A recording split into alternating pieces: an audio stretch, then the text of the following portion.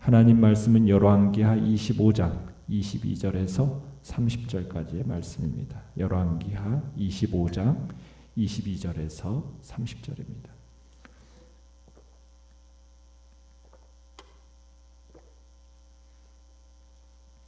열왕기하 25장 22절에서 30절 우리 한 목소리로 같이 읽겠습니다. 시작. 유다 땅에 머물러 있는 백성은 곧 바벨론 왕 느부갓네살이 남긴 자라. 왕이 사반의 손자 아히감의 아들 그달리아가 관할하게 하였더라. 모든 군대 지휘관과 그를 따르는 자가 바벨론 왕이 그달리아를 지도자로 삼았다 함을 듣고 이에 느다니아의 아들 이스마엘과 가레야의 아들 요하난과 느도밧 사람 다누멧의 아들 스라야와 마아갓 사람의 아들 야하사니야와 그를 따르는 사람이 모두 미스바로 가서 그달리아에게 나아가매 그달리아가 그들과 그를 따르는 군사들에게 맹세하여 이르되 너희는 갈대아인을 섬기기를 두려워하지 말고 이 땅에 살며 바벨론 왕을 섬기라. 그리하면 너희가 평안하리라 하니라. 7월에 왕족 엘리사마의 손자 느다니아의 아들 이스마엘이 부하 10명을 거느리고 와서 그달리아를 쳐서 죽이고 또 그와 함께 미스바에 있는 유다 사람과 갈대아 사람을 죽인지라. 도소를 막론하고 백성과 군대 장관들이 다 일어나서 애굽으로 갔으니 이는 갈대아 사람을 두려워함이었더라. 유다의 왕 여호야긴이 사로잡혀 간 지 37년 곧 바벨론의 왕 에윌무라닥이 즉위한 원년 12월 그달 27일에 유다의 왕 여호야긴을 옥에서 내놓아 그 머리를 들게 하고 그에게 좋게 말하고 그의 지위를 바벨론에 그와 함께 있는 모든 왕의 지위보다 높이고 그 죄수의 의복을 벗게 하고 그의 일평생에 항상 왕의 앞에서 양식을 먹게 하였고 그가 쓸 것은 날마다 왕에게서 받는 양이 있어서 종신토록 끊이지 아니하였더라. 아멘. 오늘 말씀의 제목은 참된 왕이 주는 회복의 약속이라는 제목으로 말씀을 나눕니다. 사실 어느 나라든지 망하고 나면은 모든 것이 끝장나는 겁니다. 그러나 유대인들은 그 후에도 이야기가 계속돼요. 우선 중요한 것은 예루살렘이 망한 후에 유대 땅에 남은 자가 있었다라는 거죠. 바벨론 왕이 특별한 관용을 베풀어서 유다의 가난한 자들, 병든 자들이 유다 땅에 남아서 농사를 지으며 살도록 허락을 했습니다.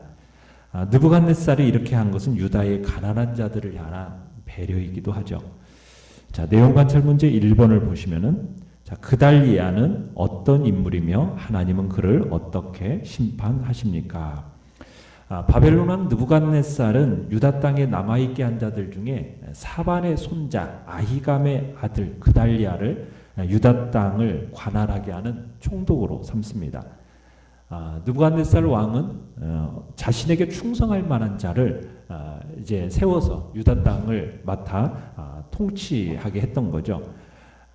어떻게 보면 왕권이 몰락하고 지금 침략국의 앞자기가 되어서 지금 유다를 관할하게 된 이 그달리아를 생각할 때 유다 사람들의 입장에서 볼 때 민족주의적 입장에서 보면 마치 이 그달리아는 매국노와 같은 사람으로 여겨집니다. 자, 그달리아가 이제 유다의 총독이 되었다는 소식이 이제 근처에 이제 퍼지게 되니까 근처에 피신해 있던 사람들이 예루살렘으로 돌아옵니다. 남은 자들이 돌아오면서 이제 합세하기 시작하는 것이 23절의 내용이에요. 그러니까 돌아온 사람들 중에 바벨론 군대를 피해 있던 왕족의 자손들도 있었습니다. 그 중에 어떤 사람이 있느냐면 이 엘리사마의 손자 느다니아의 아들 이스마엘이 있습니다. 이 사람은 왕족이에요. 그러니까 그달리아는 미스바에서 이 사람들을 맞이해서 각자 집으로 돌아가서 바벨론 왕을 섬기라고 얘기합니다. 그렇게 하면 평안하게 너희가 먹고 마시는 소산을 즐길 거라고 이렇게 권면을 하고 있죠. 24절에 이제 그런 권면의 내용을 얘기합니다. 자, 그런데 왕족의 후예들에게 있어서는 이 그달리아라는 사람이 어떻게 여겨지는 겁니까? 느부갓네살 왕을 섬기고 신임을 받아서 유다 방백이 된 거예요. 그러니까 그달리아가 반역자로 인식이 되는 겁니다. 매국노로 인식이 되는 거예요. 그래서 왕족의 후예인 이 엘리사마의 손자 느다니아의 아들 이스마엘이 25절에 보면 어떻게 합니까? 그달리아를 쳐서 죽입니다. 그리고 그와 함께 한 자들도 죽여요. 그래서 이스마엘과 그의 군사들이 미스바에 거하면서 그달리아를 돕던 유대인들, 그곳에 주둔해 있던 바벨론 군들 모두를 죽이고 만 겁니다. 자, 2번을 보시면은 바벨론 왕 에윌브로닥은 포로된 유다 왕 여호야긴의 지위를 어떻게 높였습니까? 자, 27절에서 30절까지의 말씀을 보면, 자, 바벨론으로 사로잡혀간 여호야긴 왕이 잡혀간 지 무려 몇 년 만에요? 37년 동안 죄수로 감옥에 있었어요. 그런데 37년간의 그 복역 기간이 끝나니까 여호야긴에게 기적이 일어났습니다. 어떤 기적이 일어난 겁니까? 여호야긴이 복권이 되어서 감옥에서 풀려나게 된 거예요. 비록 뭐 바벨론 땅에 머물러 있기는 하지만은 왕의 옷을 입고 왕의 식탁에서 식사를 하는 특권이 주어지게 된 겁니다. 그리고는 일평생 항상 왕의 앞에서 먹고 모든 필요한 물질을 제공받아서 영화를 누리게 되었다. 이렇게 하면서 이 열왕기하가 마무리를 지어져요. 특별히 여호야긴에게 주어진 이 혜택에 대해서 7개의 동사가 아주 인상적인 행렬을 통해서 강조적으로 이렇게 묘사되고 있는데요. 바벨론 왕이 옥에서 내놓아, 그죠? 27절의 끝에 보면은 그 머리를 들게 하고, 28절에는 좋게 말하고, 또 지위를 높이고, 또 29절에 가면은 죄수의 의복을 벗게 하고, 또 왕의 양식을 먹게 하고, 그리고 30절에 가서는 어떻게 보면 그의 연금이 종신토록 끊이지 아니하였다. 하나님께서 유다를 멸망은 시켰는데요, 지금 끝은 여호야긴의 회복으로 끝을 맺고 있어요. 이건 뭘 암시하는 내용이겠습니까? 하나님께서 비록 지금은 유다의 멸망처럼 끝나는 것처럼 보이지만 다시 이 유다를 회복시키겠다라는 암시적인 내용으로 끝을 맺고 있다라는 사실이죠. 자, 그에 앞서서 이제 우리가 한 가지 더 볼 건 뭐냐면, 그달리아와 바벨론 군들을 죽였어요. 이스마엘 일당들이, 그죠? 죽였어요. 그래서 그 죽인 이스마엘 일당들을 남아있던 유대 사람들이 뒤를 쫓습니다. 그런데 이 이스마엘과 그 일당들이 요단강을 건너가지고 암몬 땅으로 도주를 해버려요. 그러자 이제 그들을 쫓던 사람들이 멈추고 돌아와서 대책회의를 시작을 합니다. 가장 큰 문제는 뭐겠어요? 바벨론이 왕이 세웠던 총독이 죽었죠. 그리고 바벨론 주둔군들이 살해가 됐어요. 그러면 이제 바벨론 사람들을 어떻게 달래느냐가 문제이지 않겠습니까? 비록 그들은 아무런 죄가 없다고 할지라도 바벨론의 입장에서는 어떤 거예요? 지금 남아있는 사람들에게 책임을 물을 것이 뻔한 상황이잖아요. 자, 그래서 가지고 이 사람들이 궁리를 합니다. 어떻게 할까? 그랬더니 예레미야에게 이 사실에 대해서 조언을 구해요. 그때 예레미야는 뭐라고 얘기하냐면 여기 머물러 있으라는 거예요. 애굽으로 내려가지 말라고 그래요. 그런데 유다 땅에 이 남은 사람들이 결론을 어떻게 내리지요? 26절처럼 애굽으로 망명하기로 결정을 내립니다. 자, 연구와 묵상 문제 3번을 보시면, 유다 백성과 군대 장관들이 바벨론을 두려워하여 노소를 막론하고 모두 애굽으로 갔다라는 것은 무엇을 의미합니까? 지금 유다 땅에 남아있는다라는 것은 불안하다라는 거예요. 그런데 애굽으로 내려가면은 어떻다라고 생각하는 겁니까? 안전할 것이라고 생각하고 애굽으로 내려간 거죠. 그래서 이 바벨론 사람들을 두려워해가지고 애굽으로 도망한 겁니다. 이스라엘 백성들을 볼 때요, 하나님께서 출애굽을 시켰잖아요. 근데 출애굽을 시키고 나서도 끊임없이 이 이스라엘 사람들의 태도는 항상 어떠했습니까? 애굽으로 되돌아가려는 항상 성향을 보여요. 그러더니 하나님을 배반해서 결국에는 심판받아 망한 그 순간조차도 어디로 또 내려가는 겁니까? 애굽으로 내려가는 거예요. 출애굽한 역사를 통해서 그들을 구원하시고 자기의 친백성을 삼으신 하나님과의 언약에 대해서 애굽으로 내려간다라는 것은 정면으로 배신하는 행위입니다. 성경 전체적인 면에서 보면 이 애굽이라는 땅은 노예와 사망의 땅이에요. 그러면 애굽으로 내려간다라는 것 자체는 파멸과 죽음으로 가는 길이거든요. 결국에 느부갓네살이 공격으로 삼은 그 다음 나라는 애굽입니다. 결국 이 애굽으로 피난을 갔던 유대인들 어떻게 되었습니까? 애굽 군대들, 애굽 사람들과 함께 이 애굽 땅에서 바벨론 군대에 의해 붙들려 가지고 모두 죽임을 당하게 됩니다. 그러니까 인간의 생각으로는 아무리 안전하게 보인다 하더라도 그 길이 멸망의 지름길이 될 수 있다라는 것을 우리는 볼 수 있게 되는 거죠. 자, 느낀 점 4번을 보시면 바벨론 왕을 섬기면 평안할 것이라고 말하는 유다 총독 그달리야, 바벨론을 두려워하며 애굽을 의지하는 유다 백성과 지도자들을 볼 때 어떤 생각이 듭니까? 참 우리가 유다 백성들이 망한 것을 보면은 참 어떻게 그렇게 정확하게도 망하는 길만을 택해서 갈 수가 있을까? 그런 생각이 들어요. 결국 하나님의 말씀을 떠난 유다 백성들의 운명, 하나님의 말씀을 버린 사람들의 결과는 무엇입니까? 멸망이에요. 그런데 이상하게 그 멸망의 길이 가장 안전하게 보인다라는 거예요. 그래서 꼭 망할 길만 골라서 가요.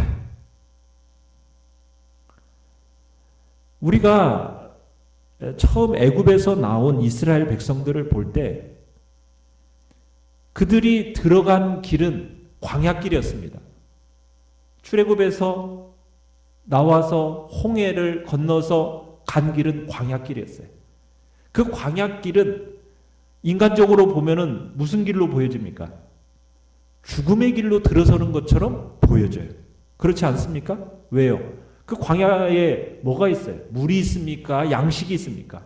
아무것도 없어요. 도무지 살 길이라고는 없는 것처럼 보여지는 것이 광야였어요. 그런데 이스라엘 백성들은 그 광야 안에서 무려 40여 년 동안 굶어 죽지 않았습니다. 이유가 무엇이죠? 하나님의 말씀을 가지고 있었기 때문에, 하나님의 말씀을 붙들고 있었기 때문에 하나님의 말씀이 그들을 살린 겁니다. 그러니까 사람이 떡으로만 사는 것이 아니라 여호와의 입에서 나오는 말씀으로 사는 줄을 알게 하시기 위해서 광야로 들어서게 하셨고 광야에서 살게 하신 거거든요. 마찬가지로 오늘 우리가 이 세상에서 사는 길이 무엇입니까? 어떻게 보면 정말 어렵고 힘든 시대를 살아가는 이 시점에 무엇이 우리의 살 길이냐는 거예요. 다른 게 아니라는 거죠. 인간적으로 세상적으로 볼 때 그 길로 가면은 살 것처럼 보여지는 그 길은 망하는 길이고, 망할 것처럼 보여지지만 그 망할 것처럼 보여지는 그 순간에 무엇을 붙잡으면, 하나님의 말씀을 붙잡으면 광야 같은 그곳에서 기적이 일어나게 된다라는 거죠. 그렇기 때문에 중요한 것은 하나님의 말씀을 붙드는 삶인 겁니다. 인간적으로 아무리 망하게 보이는 것처럼 보인다 할지라도 우리는 그 속에 들어가서도 말씀을 붙들고 살면 기적을 경험하게 되는 거죠. 우리가 또 한번 생각해 볼 것은 열왕기하 마지막 부분입니다. 이 마지막 부분은 언뜻 보면요, 전혀 문맥하고 어울리지가 않아요. 그죠? 앞에서 유대인들이 갈대아인을 살해함으로써 그 보복이 두려워서 애굽으로 도망갔어요. 그런데 그것으로 끝이 아니라 마지막에는 유다 왕이 바벨론으로부터 호의와 은혜를 입는다. 이것으로 지금 끝이 나고 있습니다. 어떻게 보면 다윗의 마지막 후손의 기록이 부정적입니까? 긍정적입니까? 굉장히 긍정적으로 기록이 되어져 있죠. 그러니까 이 열왕기 기자는 하나님의 그 자비의 움직임, 이 자비의 움직임을 놓치지 않으려는 모습을 우리가 여기서 볼 수 있는 거예요.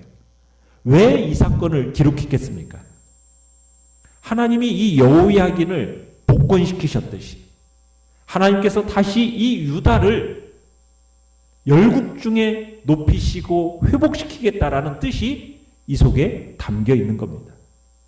그래서 이 열왕기는 그저 멸망한 나라, 그 멸망한 나라의 왕들의 죄 이런 걸 지적하기 위해서 쓰여진 어떤 정죄 문서 이게 아니라 마지막 단락이 보여주듯이 우리에게 뭘 제시해주고 있는 겁니까? 미래의 소망을 제시해주고 있는 거예요.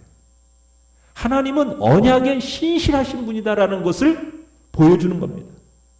그러니까 결국 하나님은 유다를 영원히 버리지 아니하시고 어느 정도의 징계의 기간이 끝나면은 이방 땅으로부터 해방시키셔서 구원을 베푸실 것이라는 것을 우리로 하여금 보게 하시고 느끼게 하시는 거죠. 하나님은 우리 인간의 실수와 허물, 더 나아가서 어떤 사탄의 방해도 불구하고 당신의 정말 열심히 약속하신 바를 반드시 이루고 성취하시는 분인 것. 우리는 그거 분명히 깨달아 알아야 합니다. 언젠가 때가 되면 약속하신 대로 우리의 머리를 들게 하시고 그리고 저 천국으로 인도하셔서 영광스러운 새 옷을 입게 하시고 당신과 함께 먹고 마시면서 영원토록 제사장과 왕노릇으로서 영광을 누리게 하실 거라는 것 우리는 믿어야 되는 거죠. 그러면 아무리 절망적인 상황에 있다 할지라도 우리는 소망을 잃지 않고 기쁨으로 남은 인생을 정말 하나님의 나라와 의를 위해서 전심으로 충성하는 자들이 될 수 있는 겁니다. 그런 복된 소망을 가지고 믿음으로 맡겨주신 일 끝까지 주의 일들을 넉넉히 감당하는 복된 자리에 있기를 간절히 축원합니다. 결단과 적용 5번을 보시면 아무리 돈을 벌고 재미있게 놀아보아도 내게 참된 평안이 없는 이유를 어디에서 찾을 수 있습니까? 내 머리를 들게 하시는 만왕의 왕, 내게 다시금 기회를 주시는 좋으신 하나님 아버지 앞에 나는 어떤 결단과 고백을 올려드리겠습니까? 어떤 상황 속에서도 소망을 잃지 마시고 기쁨으로 정말 남은 인생 하나님의 나라와 의를 위해서 전심으로 충성하는 자가 되겠다라는 복된 고백이 우리 안에 있기를 바랍니다. 오늘의 기도 같이 읽겠습니다. 시작. 세상이 하라는 대로 하면 행복하리란 착각을 버리고 주님을 섬길 때 오는 참 평안을 누리게 하소서. 아멘. 말씀을 생각하면서 기도하시고요. 연약한 우리의 지체들을 위해서 기도해 주십시오. 또한 주께서 코로나19 바이러스를 잠잠케 해주시도록 또 대면할 수 예배 드릴 수 있는 날이 속히 오도록 주의 교회원을 긍휼과 자비를 베풀어 달라고 주여 우리 세 번 부르짖으면서 합심해서 기도하겠습니다.